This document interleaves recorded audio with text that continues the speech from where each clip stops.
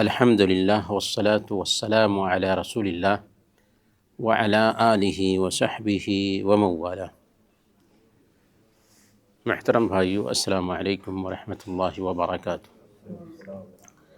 سورہ البقرہ کی تفسیر جاری ہے، اور آج ہم انشاءاللہ سورہ البقرہ کی آیت نمبر 127 سے چند آیات کی تفسیر جانیں گے۔ اللہ تعالیٰ فرماتا ہے: اعوذ باللہ من الشیطان الرجیم، بسم اللہ الرحمن الرحیم۔ وَإِذْ يَرْفَعُ إِبْرَاهِيمُ الْقَوَاعِدَ مِنَ الْبَيْتِ وَإِسْمَاعِيلُ رَبَّنَا تَقَبَّلْ مِنَّا إِنَّكَ أَنْتَ السَّمِيعُ الْعَلِيمُ۔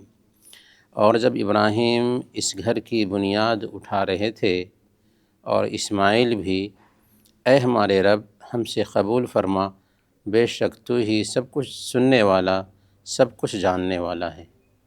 حضرت ابراہیم علیہ السلام جب اپنی اولاد کے ایک حصے کو مکہ کی سرزمین میں بساتے ہیں، پھر ان کے لیے آب زمزم جاری ہوتا ہے، پھر ایک وقت آتا ہے کہ اللہ تعالی حکم دیتا ہے کہ اس سرزمین پر اللہ کا گھر بنائیے۔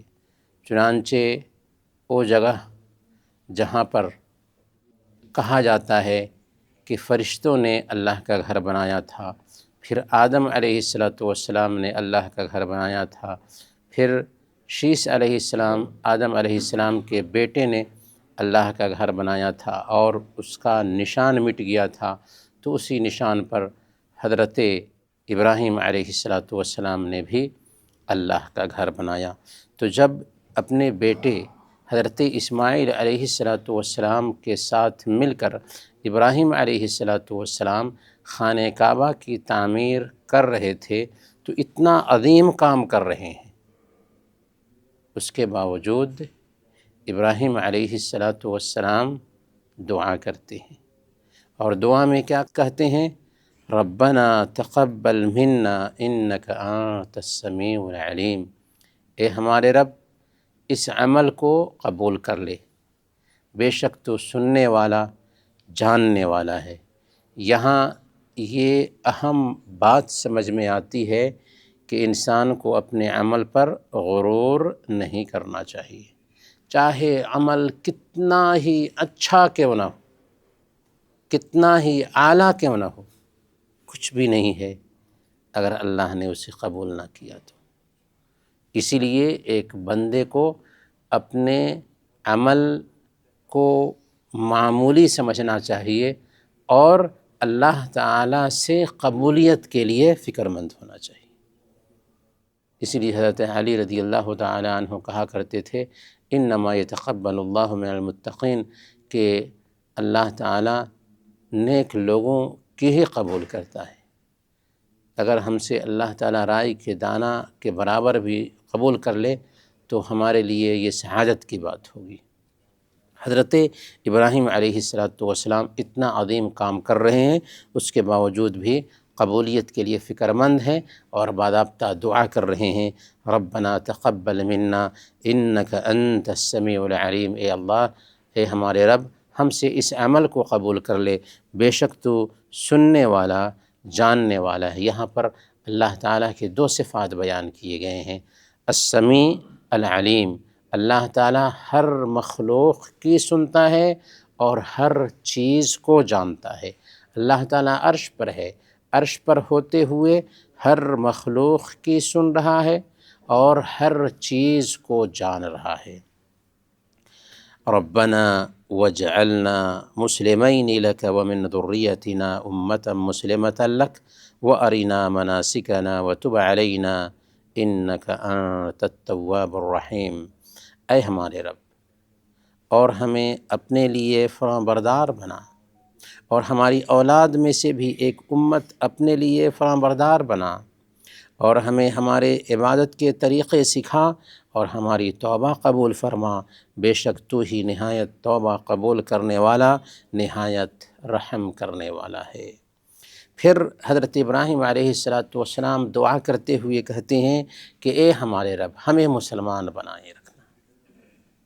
بہت بڑی سعادت کی بات ہے کہ ہم اس دنیا میں جئیں تو اسلام پر جئیں، اللہ کے اطاعت شعار بن کر کے جئیں، ورنہ زندگی میں کتنے ایسے لوگ ہیں کہ چاند ستاروں کی تسخیر کر لیا لیکن جہنم کے ایندھن بنیں گے۔ تو اس دنیا میں اللہ تعالیٰ نے اگر ہم کو اسلام کی سعادت دے رکھی ہے اور اس کے ساتھ ساتھ ہم صحیح منہج اہل سنت والجماعت کے منہج پر ہیں تو یہ بہت بڑی سعادت کی بات ہے۔ پھر اللہ تعالیٰ سے دعا کیا حضرت ابراہیم علیہ السلام نے کہ میری ذریت میں سے ایک حصے کو بھی اسلام کے صحیح طریقے کو اپنانے والا بنا دے۔ ایک حصے کو کیوں؟ اس لیے کہ ہر زمانے میں اللہ تعالیٰ کے کچھ ہی بندے ہیں جو اللہ کے دین کو اپناتے ہیں۔ سارے لوگ دنیا میں جتنے بھی ہیں سب کے سب مسلمان ہو جائیں ایسا ممکن ہی نہیں ہے، کیونکہ جہنم بھی اللہ تعالیٰ نے بنایا ہے۔ تو جو لوگ اس دین کو قبول کریں گے وہ جنت میں جائیں گے، جو لوگ اس دین کو قبول نہیں کریں گے وہ جہنم میں جائیں گے۔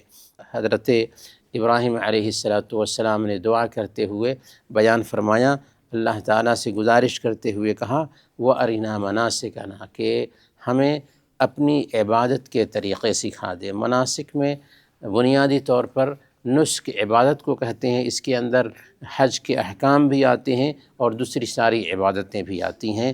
تو حضرت ابراہیم علیہ السلام اللہ سے یہ بھی دعا کرتے ہیں کہ اے اللہ ہمیں اپنی عبادت کے طریقے سکھا دینا، وَتُبْ عَلَيْنَا إِنَّكَ أَنْتَ التَّوَّابُ الرَّحِيمُ۔ ہم انسان ہیں، انسان ہونے کے ناطے غلطیاں ہو جاتی ہیں، لہذا ہماری توبہ قبول فرمانا، بے شک تو توبہ کرنے والا ہے، رحم کرنے والا ہے۔ عیسائیوں کے ہاں یہ تصور ہے کہ پادری کے پاس جاؤ، اپنے گناہوں کا اعتراف کرو، تب تمہارے گناہ معاف ہوں گے، لیکن اسلام جیسا پاکیزہ دین کسی انسان کے سامنے میں جا کر کے گناہ کا اعتراف کرنے کی بات نہیں کرتا، بلکہ بند دروازے میں اللہ کے سامنے ہاتھ اٹھائیں، اللہ تعالی ہماری دعا قبول کرتا ہے۔ تو حضرت ابراہیم علیہ السلام نے دعا کی تھی کہ ہماری توبہ قبول فرمانا، بے شک تو توبہ قبول فرمانے والا اور رحم کرنے والا ہے۔ یہاں پر بھی اللہ تعالیٰ کی دو صفات بیان کیے گئے ہیں، التواب الرحیم۔ توبہ سے متعلق جب بات آئی تو یہاں پر التواب کا ذکر کیا، الرحیم کا ذکر کیا کہ بے شک تو توبہ قبول کرنے والا ہے، رحم کرنے والا ہے۔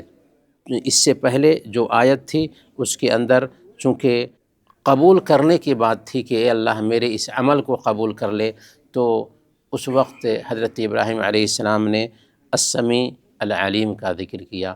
تو قرآن کریم کی جو معنویت ہے اور قرآن کریم کے الفاظ میں جو ترکیب کی فصاحت ہے اس کو بھی سمجھنا چاہیے کہ جب عمل کی قبولیت کی بات آئی تو حضرت ابراہیم علیہ السلام نے اللہ کے دو صفات کا ذکر کیا، السمیع العلیم، کہ اے اللہ تو اس عمل کو سن بھی رہا ہے، اس عمل کو دیکھ بھی رہا ہے۔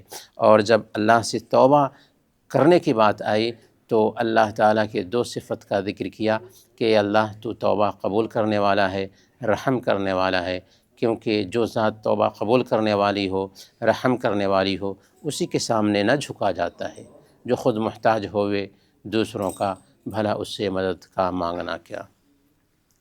بہرحال اللہ تعالیٰ سے دعا کرتے ہیں کہ اللہ تعالیٰ ہم سب کو قرآن اور حدیث کے مطابق زندگی گزارنے کی توفیق عطا فرمائے۔ آمین۔ وصلی اللہ علی نبینا محمد وعلی آلہ وصحبہ اجمعین۔